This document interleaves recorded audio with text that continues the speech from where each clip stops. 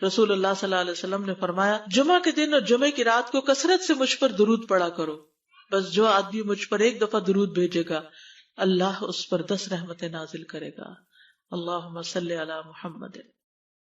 رسول اللہ صلی اللہ علیہ وسلم نے فرمایا تمہارے افضل دنوں میں سے جمعے کا دن ہے، اسی دن آدم علیہ السلام پیدا کیے گئے، اسی دن ان کی روح قبض کی گئی، اسی دن سور پھونکا جائے گا اور اس دن سب لوگ بے ہوش ہوں گے، اس لیے اس دن مجھ پر کثرت سے درود بھیجا کرو کیونکہ تمہارا درود مجھ پر پیش کیا جاتا ہے۔ کہتے ہیں لوگوں نے پوچھا یا رسول اللہ ہمارا درود آپ پر کس طرح پیش کیا جائے گا جبکہ آپ کا جسم بوسیدہ ہو چکا ہوگا؟ تو آپ نے فرمایا بے شک اللہ عز و جل نے انبیاء کے جسموں کو زمین پر حرام کر دیا ہے، یعنی فرشتوں کے ذریعے آپ تک درود پہنچایا جاتا ہے۔ انبیاء کے جسموں کو مٹی نہیں کھاتی، صحیح سلامت ہوتے ہیں ان کے جسم۔ سورۃ الکہف پڑھنا، نبی صلی اللہ علیہ وسلم نے فرمایا جو شخص جمعہ کے دن سورۃ الکہف پڑھتا ہے تو اس کے لیے دوسرے جمعے تک نور روشن رہتا ہے۔ غسل کرنا، ہر بالغ پر جمعہ کے لیے جانا ضروری ہے اور ہر وہ شخص جس پر جمعہ کے لیے جانا ضروری ہے اس پر غسل ہے، یعنی اس کو لازمی غسل کرنا چاہیے، اللہ یہ کہ کوئی مجبوری ہو۔ تو آپ اپنا اسکیجول اس طرح بنائیں نا کہ جیسے اگر آپ ہر روز نہاتے ہیں پھر تو کوئی مسئلہ نہیں، لیکن اگر آپ ایک دن چھوڑ کے ایک دن نہاتے ہیں تو آپ پھر اس طرح اسکیجول کریں کہ جیسے آپ منڈے کو نہائے، پھر وینسڈے کو نہائے، پھر جمعے کو نہائے، پھر آپ سیٹرڈے سنڈے اگر نہیں بھی نہاتے پھر منڈے، تو اس طرح آپ جمعے کو مس نہیں کریں گے۔ یہ نہیں کہ جمعرات کو نہا کے جمعہ کو چھوڑ دیا یا جمعہ چھوڑ کے ہفتے کو نہائے، ایسا نہیں کرنا چاہیے۔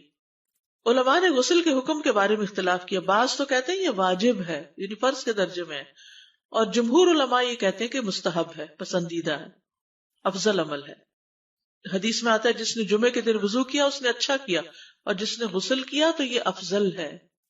صفائی میں مبالغہ ہوتی نا، ویکلی صفائی آپ کو کرنی ہوتی ہے، یعنی جیسے ناخن وغیرہ کاٹتے ہیں یا پھر اپنے زائد بال وغیرہ اتارتے ہیں، تو یہ سب چیزیں اگر جمعے کے دن ہو تو زیادہ بہتر ہے۔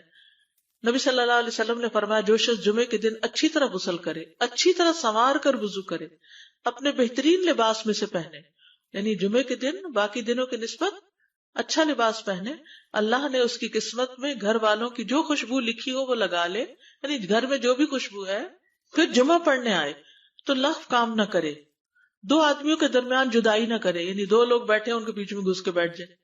اس جمعے اور دوسرے جمعے کے درمیان کے پورے ہفتے کے گناہ معاف کر دیے جاتے ہیں۔ پھر مسواک کرنا، جمعے کی سنتیں بتاتے ہوئے آپ نے فرمایا اور تم پر مسواک کرنا لازم ہے۔ اچھا لباس پہننا، نبی صلی اللہ علیہ وسلم نے فرمایا اگر ممکن ہو تو جمعہ کے لیے اپنے کام کاج کے کپڑوں کے علاوہ 2 کپڑے اور بنا رکھنے میں کیا حرج ہے، اسپیشل ڈریس رکھے جو جمعے کو ہی پہن لے۔ خوشبو لگانا، یعنی خوشبو لگائے، حدیث میں آتا ہے چاہے وہ عورت کی خوشبو سے ہو، یعنی آپ کی اپنی نہیں، بیوی کی خوشبو پڑی ہو وہی لگا لو لیکن لگاؤ۔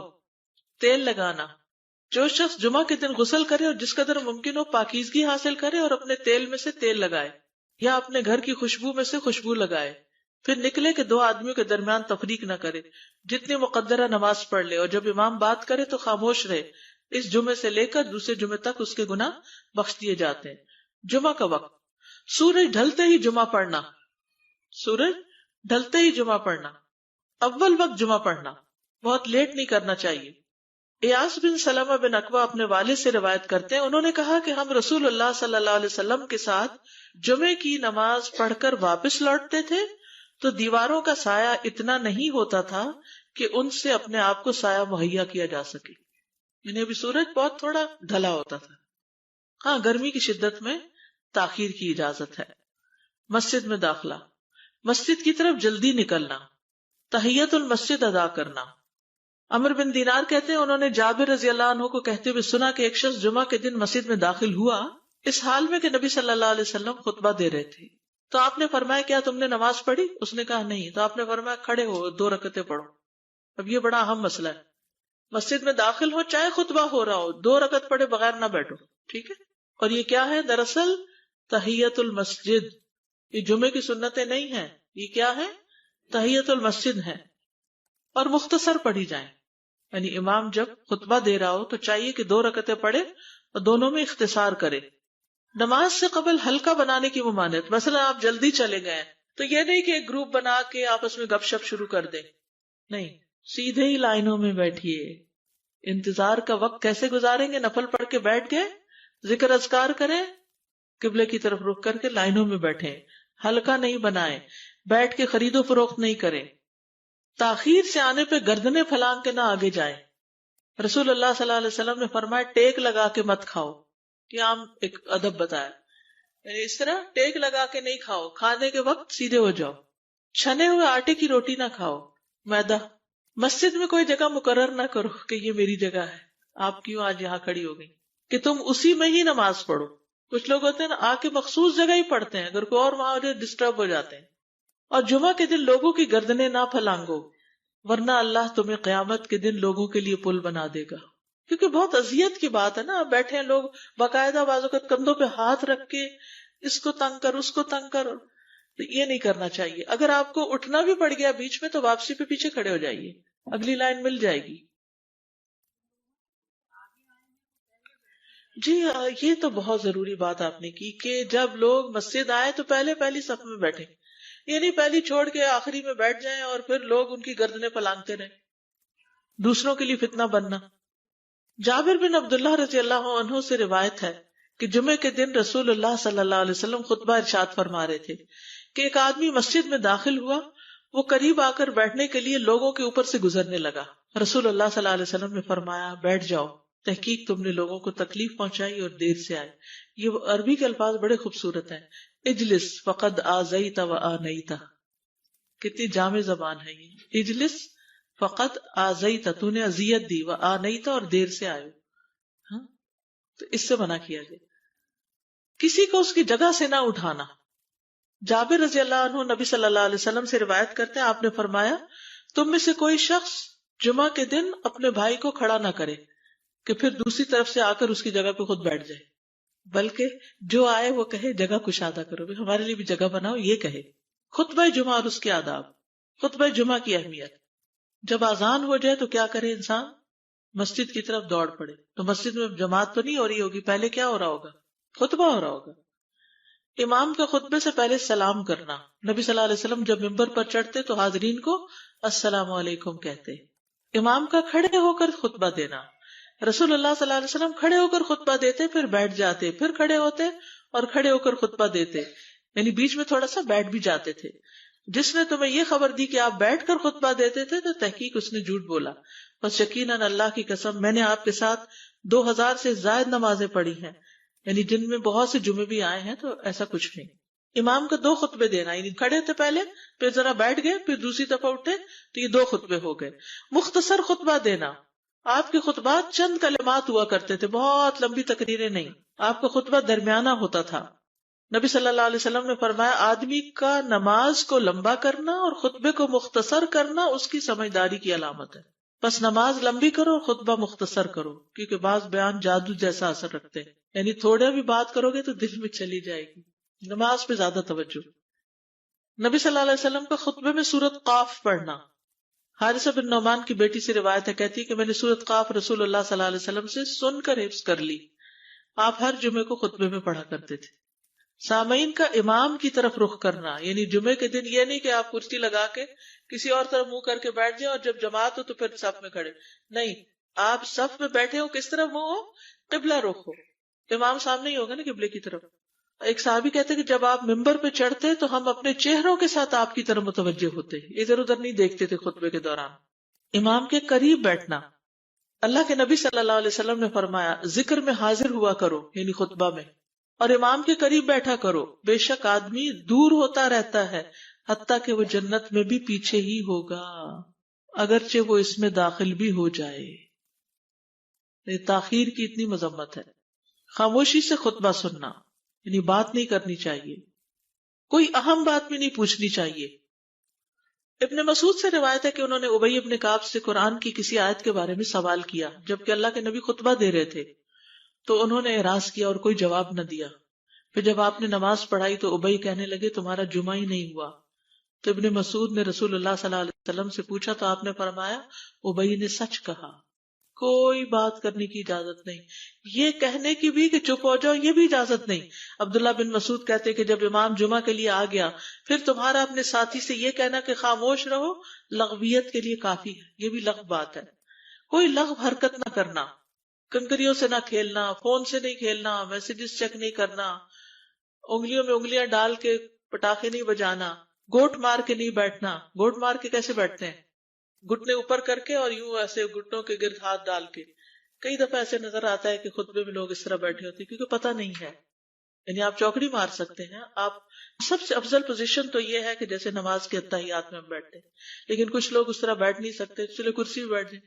اگر کرسی نہیں ہے، نیچے بیٹھے ہیں تو چوکڑی مار کے بیٹھ جائیں، مگر ٹانگیں اس طرح پیٹ کے ساتھ لگا کے گھٹنوں پہ ہاتھ کو بل دے کے اس طرح نہیں بیٹھے. اگر مجبوری ہے تو وہ اور بات ہے، لیکن یہ کہ بلا وجہ نہیں کرنا چاہیے کیونکہ ادب کے خلاف ہے. اونگ آنے پر جگہ بدلنا. نبی صلی اللہ علیہ وسلم نے فرمایا اگر جمعہ کے دن کسی کو مسجد میں اونگ آنے لگے تو اپنی اس جگہ کو دوسری جگہ سے بدل لے. کہ بعض اوقات ایسا ہوتا ہے نا، خطبے کے وقت بڑی سکینت ہوتی ہے اور آخری خطبہ تو آپ نیند میں ہی سنتے ہیں. نماز جمعہ کی رکعت 2 رکعت ہے فرض بس. جمعہ کی نماز 2 رکعتیں ہیں اور ان دونوں میں قرات ہوتی ہے. نبی صلی اللہ علیہ وسلم جمعے میں سب اسم ربک الاعلی اور حل اتی کا حدیث الغاشیہ پڑھتے. کبھی جمعہ اور عید کٹھے ہو جاتے تب بھی دونوں نمازوں میں یہی صورت پڑھتے تھے. ٹھیک ہے. اسی طرح صبح کی نماز میں جمعے کے دن الف لام میم التنزیل اور حل اتی علی الانسان کی قرات کرتے اور نماز جمعہ میں سورۃ الجمعہ اور منافقین کی تلاوت کرتے. یعنی یہ بھی ملتا ہے. فرض کے بعد 2 رکعت پڑھنا. عبداللہ بن عمر سے روایت ہے انہوں نے رسول اللہ صلی اللہ علیہ وسلم کی نفل نماز کو بیان کیا اور کہا کہ آپ جمعے کے بعد کوئی نفل نماز نہیں پڑھتے تھے حتیٰ کہ واپس تشریف لے جاتے پھر اپنے گھر میں 2 رکعت پڑھتے تھے. اب جو لوگ گھر نہیں جاتے تو پھر وہیں پر وہ پڑھ لیتے ہیں، ورنہ آپ صلی اللہ علیہ وسلم اپنی سنتیں وغیرہ گھر میں پڑھتے تھے. اور اسی طرح 4 بھی پڑھی جا سکتی، 2 بھی ہیں 4 بھی ہیں. آپ صلی اللہ علیہ وسلم نے فرمایا جب تم میں سے کوئی جمعہ پڑھ چکے تو اس کے بعد 4 رکعتیں پڑھے. یہ آپ کا حکم ہے. تو جب آپ کا 2 چیزیں ہوتی ہیں سمجھنے کے لیے، ایک آپ کا فعل ہوتا ہے اور ایک آپ کا حکم ہوتا ہے. تو ہمارے لیے کیا ہے؟ جو آپ کا حکم ہو. جمعے کے بعد کوئی اور نماز پڑھنے سے پہلے گفتگو کرنا، یعنی سنت پڑھنے سے پہلے گفتگو کرنا. اسما بن مالک سے مرفوعاً روایت ہے کہ جب تم میں سے کوئی آدمی جمعہ کی نماز پڑھے تو اس کے بعد اس وقت تک کوئی نماز ادا نہ کرے جب تک کسی سے کلام نہ کرے یا اس جگہ سے نکل نہ جائے.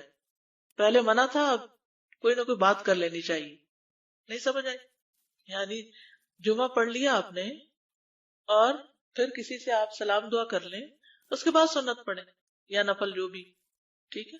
اور گھر جانا ہے تو گھر جا کے پڑھیں، اور اگر گھر نہیں جانا، کام پہ جانا ہے تو ادھر ہی پڑھ کے چلے جائیں. کتنا پیارا ہے ہمارا دین کہ اتنا لمبا بھی چپ کا روزہ نہیں رکھوایا. بالکل. عاصم سے روایت ہے، وہ ابو قلابہ سے نقل کرتے ہیں میں نے ان کے ساتھ جمعہ کی نماز پڑھی. جب میں نے اپنی نماز پوری کر لی انہوں نے میرے ہاتھ کو پکڑا اور میری جگہ پر کھڑے ہوئے اور مجھے اپنی جگہ پہ کھڑا کیا. وہ جو ہم چینج کرتے ہیں نا جگہ، وہ اس کی بات ہو رہی ہے. یعنی جمعے کے بعد کوئی اور نماز پڑھنے سے پہلے بات بھی کر لینا، جگہ بھی تبدیل کرنا. لیکن اگر کچھ لوگ پہلے سے ہی آپ کی سنتیں شروع کر چکے اور کوئی چینج کرنے والا نہیں تو پھر پڑھ لیجئے. یعنی یہ مستحب اعمال ہے، ان میں ایسا نہیں کہ کوئی گناہ لازم ہو جائے گا، لیکن افضل یہ ہے، افضل سے اجر زیادہ ہو جاتا ہے. جمعہ کے دیگر احکام. 1 رکعت پانے پر بھی جمعہ ادا ہو جاتا ہے. یعنی اگر کسی کو رش مل گیا، پارکنگ نہیں ملی اور 1 رکعت میں بھی پہنچ گیا تو جمعہ ہو گیا. امام سے دعا کا کہنا. انس کہتے ہیں کہ ایک سال نبی صلی اللہ علیہ وسلم کے عہد میں لوگ قحط میں مبتلا ہوئے. جمعہ کے دن میں نبی صلی اللہ علیہ وسلم کے خطبہ پڑھنے کے دوران میں ایک اعرابی کھڑا ہو گیا. کہا یا رسول اللہ، مال تباہ ہو گئے، بچے بھوکے مرنے لگے، اس لیے آپ اللہ سے ہمارے حق میں دعا کیجیے. آپ نے اپنے دونوں ہاتھ اٹھائے. اس وقت آسمان پر بادل کا ایک ٹکڑا بھی نہیں تھا. قسم اس ذات کی جس کے ہاتھ میں میری جان، آپ نے ہاتھ اٹھائے بھی نہیں تھے کہ پہاڑوں کی طرح بادل کے بڑے بڑے ٹکڑے امڑ آئے. یہ معجزہ ہے آپ کا، آپ کی دعا قبول ہو گئی. پھر آپ ممبر سے ابھی اترے نہیں تھے کہ میں نے آپ کی داڑھی پر بارش کے قطروں کو ٹپکتے ہوئے دیکھا. اس دن خوب بارش ہوئی. پھر دوسرے دن، تیسرے، چوتھے، حتیٰ کہ دوسرے جمعے تک سلسلہ جاری رہا. دوسرے جمعے وہی عرابی یا کوئی اور کھڑا ہو گیا اور کہا یا رسول اللہ، چھتیں گر گئی، مال ڈوب گیا، اس لیے آپ ہمارے لیے اللہ سے دعا کیجیے. چنانچہ آپ نے اپنے دونوں ہاتھ اٹھائے اور فرمایا اے میرے اللہ، ہمارے ارد گرد برسا، ہم پر نہ برسا. اور بدلی کے جس طرف اشارہ کرتے وہ بدلی ہٹتی جاتی اور مدینہ ایک حوض کی طرح ہو گیا. وادی کنات 1 مہینے تک بہتا رہا. جو شخص بھی کسی علاقے سے آتا تو اس پر بارش کا حال بیان کرتا. جیسے ہوتا ہے نا کوئی فلڈ آ جائے، کچھ ہریکن، تو پھر ہر کوئی موضوع گفتگو ہو جاتا ہے. جمعہ کے بعد قیلولہ کرنا. انس کہتے ہیں کہ ہم لوگ جمعہ کے دن سویرے نکلتے اور جمعہ کی نماز کے بعد قیلولہ کرتے تھے، جمعہ کے بعد کھانا کھانا. سہل کہتے ہیں کہ ہم نہ تو قیلولہ کرتے نہ دوپہر کا کھانا کھاتے مگر جمعے کے بعد. لنچ کب ہے؟ جمعے کے بعد. جمعے کو قیام و سیام کے لیے خاص کرنے کی ممانعت ہے، یعنی اس دن کی رات کو شب جمعہ منانا کہ اس رات پوری عبادت کریں گے، یہ سنت سے ثابت نہیں. ٹھیک ہے. اور دن کو روزے کے لیے خاص کرنا یہ بھی سنت سے ثابت نہیں، الا یہ کہ کوئی معمول کا روزہ رکھتا ہے، ایام 20 کا روزہ ہے تو وہ اور بات ہے. ابو ہریرہ سے روایت ہے کہ میں نے رسول اللہ صلی اللہ علیہ وسلم کو فرماتے ہوئے سنا، تم میں سے کوئی شخص جمعہ کے دن روزہ نہ رکھے مگر یہ کہ اس کے ایک دن پہلے یا اس کے بعد کا دن ملا کر روزہ رکھے. جمعہ کے دن خرید و فروخت کی ممانعت ہے. جمعہ کے دن جب نماز کے لیے پکارا جائے تو اس وقت اللہ نے خرید و فروخت سے منع کیا ہے. وَذَرُوا الْبَيْعَ، اس دن کاروبار حرام ہے. اور یہ جمعے کی دوسری اذان کے ساتھ تعلق رکھتا ہے، یعنی صبح صبح کام کر سکتے ہیں لیکن اذان ہوتے ہی چھوڑ دیں، اور جب پھر جمعہ سے فارغ ہو جائے تو دوبارہ دکان پہ جا کے بیٹھ جائیں. جابر بن عبداللہ کہتے ہیں کہ نبی صلی اللہ علیہ وسلم جمعہ کے دن خطبہ ارشاد فرما رہے تھے کہ مدینہ میں ایک تجارتی قافلہ آیا. رسول اللہ صلی اللہ علیہ وسلم کے صحابہ اس کی طرف لپک پڑے اور آپ کے پاس مسجد میں صرف 12 آدمی بچے. تو رسول اللہ صلی اللہ علیہ وسلم نے یہ صورت دیکھ کر فرمایا، اس ذات کی قسم جس کے ہاتھ میں میری جان ہے، اگر تم سارے کے سارے چلے جاتے اور کوئی بھی باقی نہ بچتا تو اس وادی میں آگ بہہ پڑتی. یعنی اتنا بڑا جرم ہے یہ. پھر یہ آیت نازل ہوئی، وَإِذَا رَأَوْا تِجَارَةً أَوْ لَهْوًا انفضوا إِلَيْهَا وَتَرَكُوكَ قَائِمًا، جب وہ کوئی سودا بکتا دیکھیں یا کوئی تماشا نظر آ جائے تو اس کی طرف دوڑ جاتے اور آپ کو کھڑا ہی چھوڑ دیتے ہیں. راوی کہتے ہیں جو 12 آدمی رسول اللہ صلی اللہ علیہ وسلم کے ساتھ رہے ان میں ابو بکر اور عمر رضی اللہ عنہ بھی شامل تھے. جمعے کے دن قبولیت کی گھڑی ہوتی ہے، اس وقت اللہ سے بھلائی مانگنی چاہیے. رسول اللہ صلی اللہ علیہ وسلم نے فرمایا، جمعے کے دن میں ایک گھڑی ایسی ہے کہ کوئی مسلمان اللہ سے کسی خیر کا سوال کرتے ہوئے اس کی موافقت نہیں کرتا مگر اللہ اسے وہی خیر عطا کر دیتا ہے. فرمایا یہ ایک چھوٹی سی گھڑی تھوڑی دیر کے لیے ہوتی ہے اور یہ ہر جمعے کو ہوتی ہے. ٹھیک ہے. اور خصوصاً نماز میں بھی اگر کوئی دعا کر رہا ہوتا ہے نا انسان تو وہ بھی قبول ہو جاتی ہے. نماز میں دعا کہاں ہوتی ہے؟ شروع میں ہوتی ہے، رکوع میں ہوتی ہے، سجدے میں ہوتی ہے، تشہد میں ہوتی ہیں. تو اگر یعنی جمعہ پڑھ رہے ہیں اور بیچ میں دعائیں آ گئی ہیں تو ہو سکتا وہی گھڑی آ گئی ہو اور آپ کی دعا قبول ہو جائے. اور یہ تورات میں بھی اس کا ذکر تھا. ابو ہریرہ رضی اللہ عنہ کہتے ہیں کہ رسول اللہ صلی اللہ علیہ وسلم نے فرمایا، بہترین دن جس میں سورج طلوع ہوتا ہے جمعہ کا دن ہے. اس دن میں ایک گھڑی ایسی ہے کہ نماز کی حالت میں اگر کوئی مسلمان بندہ اللہ عز و جل سے کچھ طلب کرے تو وہ اس کو ضرور دیتا ہے. کعب نے کہا ایسا سال میں ایک مرتبہ ہوتا ہے؟ تو میں نے کہا نہیں بلکہ ہر جمعہ کو ہوتا ہے. کہتے ہیں پھر کعب نے تورات پڑھی تو کہا نبی صلی اللہ علیہ وسلم نے سچ فرمایا. ابو ہریرہ رضی اللہ عنہ کہتے ہیں کہ میں بعد میں عبداللہ بن سلام سے ملا اور ان سے اپنی اور کعب کی مجلس کا بتایا تو عبداللہ بن سلام رضی اللہ عنہ نے کہا میں جانتا ہوں وہ گھڑی کب آتی ہے. ابو ہریرہ نے کہا مجھے بھی بتائیے. انہوں نے کہا وہ جمعہ کے دن میں آخری گھڑی ہے. میں نے کہا یہ جمعے کے دن کی آخری گھڑی کیسے ہو سکتی ہے؟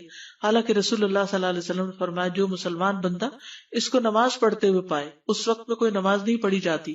تو عبداللہ بن سلام نے کہا کیا رسول اللہ صلی اللہ علیہ وسلم نے یہ نہیں فرمایا جو شخص نماز کے انتظار میں بیٹھا رہے وہ گویا نماز ہی کی حالت میں ہے حتیٰ کہ نماز پڑھ لے؟ کہتے ہیں میں نے کہا ہاں. تو انہوں نے کہا بس یہی ہے، یعنی اس وقت کیا کرنا چاہیے؟ آخری گھڑی میں وضو وغیرہ کر کے مغرب کی نماز کے انتظار میں بیٹھ کے دعائیں کریں، آذان ہو تو نماز پڑھ لیں. عصر کے بعد سے مغرب تک کا وقت ہے.